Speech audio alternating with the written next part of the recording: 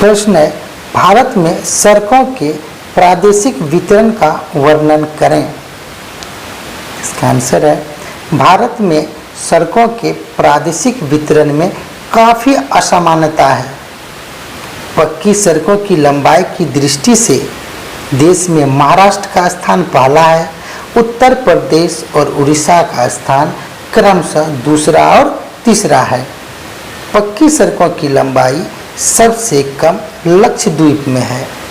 घनत्व की दृष्टि से सबसे अधिक सड़कों की घनत्व वाला राज्य केरल है। गोवा और उड़ीसा क्रमशः दूसरे और तीसरे नंबर पर हैं। पूर्वोत्तर राज्यों में त्रिपुरा का स्थान पहला तथा नागालैंड का स्थान दूसरा है। प्रश्न है, वैश्वीकरण या भूमंडलीकरण क्या है? इसका आंसर है, वैश्वीकरण वह प्रक्रिया है जिसके द्वारा विश्व की विभिन्न अर्थव्यवस्थाओं का समन्वय या एकीकरण किया जाता है ताकि वस्तुओं, सेवाओं, प्रौद्योगिकी, पूंजी तथा श्रम का निर्बाध प्रवाह एक देश से दूसरे देश में हो सके। तो यहाँ एकीकरण का अर्थ क्या हुआ? जुड़ाव। और निर्बाध का अर्थ क्या हुआ? निर्बाध प्रवाह का मतलब बिना किसी रोक टोक के। जब किसी देश से का पूंजी दूसरे देश में या दूसरे देश का पूंजी किसी अन्य देश में जाता है, चाहे वो टेक्नोलॉजी, प्रौद्योगिकी का अर्थ क्या हुआ? टेक्नोलॉजी का, या फिर वस्तुओं को एक देश से दूसरे देश में लोग भेजते हैं। तो विभिन्न अर्थव्यवस्था, अलग अलग देशों की अर्थव्यवस्था का एक दूसरे के साथ जुड़ना ही क्या कहलाता है? अर्थव्यवस्था कहलाता है, वैश्वीकरण कहलाता है। वैश्वीकरण के लाभ लिखें। इसका आंसर है, पहला, वैश्वीकरण के कारण दुनिया के सभी देशों के उच्चतम उत्पाद लोगों को उपयोग करने के लिए उपलब्ध हो गया है। दूसरा, वैश्वीकरण के कारण औद्योगिक प्रसार हुआ है, जिस कारण लोगों के लिए रोजगार के नए नए क्षेत्र खुल गए हैं। तीसरा, वैश्वीकरण के कारण विश्व के विकसित देशों के आधुनिक प्रौद्योगिकी अन्य विकासशील देशों में आसानी से उपलब्ध हो रहे हैं। प्रश्न, उदारीकरण क्या है? इसका आंसर है, देश में विदेशी पूंजी निवेश को बढ़ावा देने के लिए आर्थिक सुधार की वह प्रक्रिया जिसके तहत सरकार व्यापार हेतु अनावश्यक नियंत्रण तथा प्रतिबंध को हटा देती है, उदारीकरण कहलाता है। भारत सरकार ने 1991 में उदारीकरण की नीति अपनाई। प्रश्न है, बहुराष्ट्रीय कंपनी किसे कहते हैं? इसका आंसर है, वैसी कंपनी जिसका एक से अधिक देशों में उत्पादन पर नियंत्रण और स्वामित्व होता है, बहुराष्ट्रीय कंपनी कहलाता है। जैसे Tata Motors, Nokia, Ford Motors आदि। प्रश्न है, निजीकरण क्या है? इसका आंसर है, सार्वजनिक क्षेत्र के उद्यमों, उद्यम का मतलब कंपनी या उद्योग को जब सरकार निजी क्षेत्र के कंपनियों को आंशिक या पूर्णतः सौंप देती है, या तो आंशिक रूप से, आंशिक का मतलब कुछ हद तक या पूरी तरह सौंप देती है, और उसका स्वामित्व एवं प्रबंधन निजी क्षेत्र की कंपनियां करने लगती है, तो इसे निजीकरण कहा जाता है।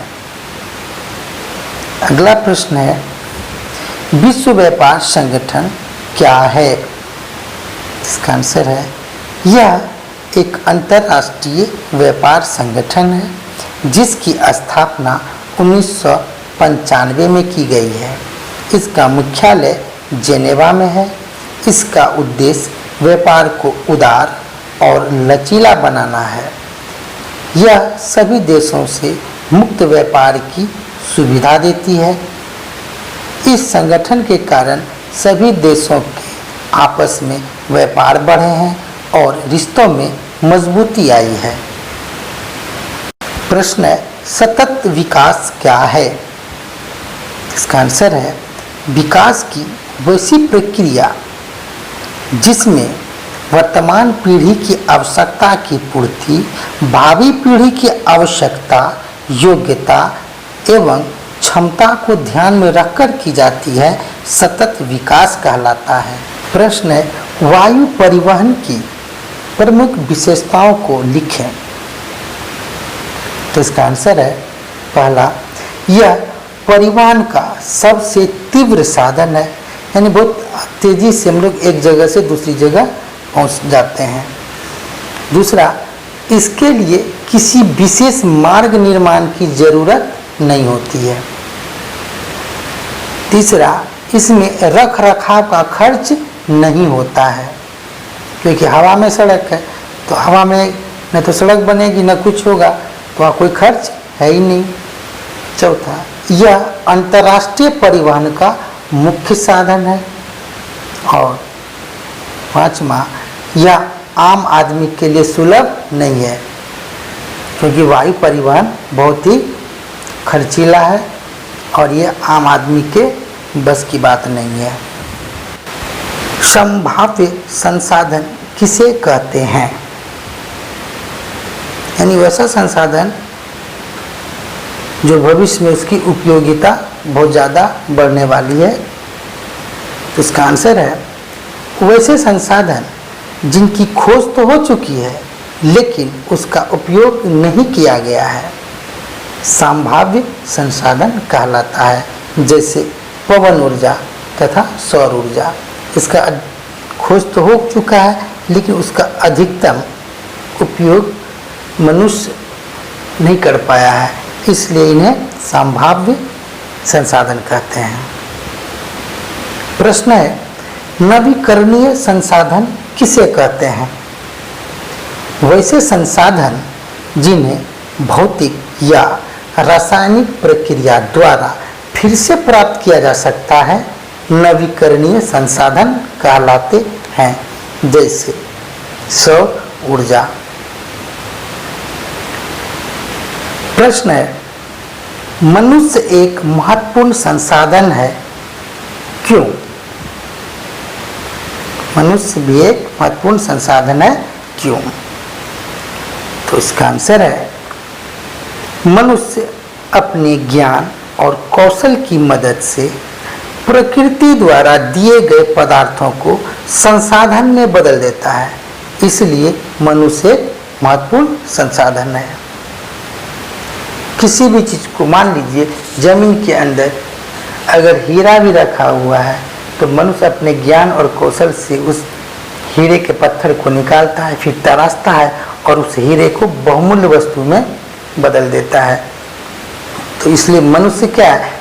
एक महत्वपूर्ण संसाधन है। अगर मनुष्य नहीं होता तो वो हीरा का जो पत्थर है वो चट्टानों में दबा ही रह जाता।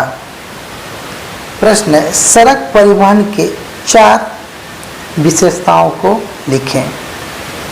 पहला, यह परिवहन का सबसे लोकप्रिय साधन है। दूसरा, यह आम आदमी के लिए सस्ता साधन है।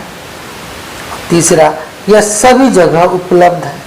और चौथा, भारतीय सड़क व्यवस्था विश्व में सबसे बड़ी है। चावल के उत्पादन के लिए भौगोलिक दशाओं का वर्णन करें।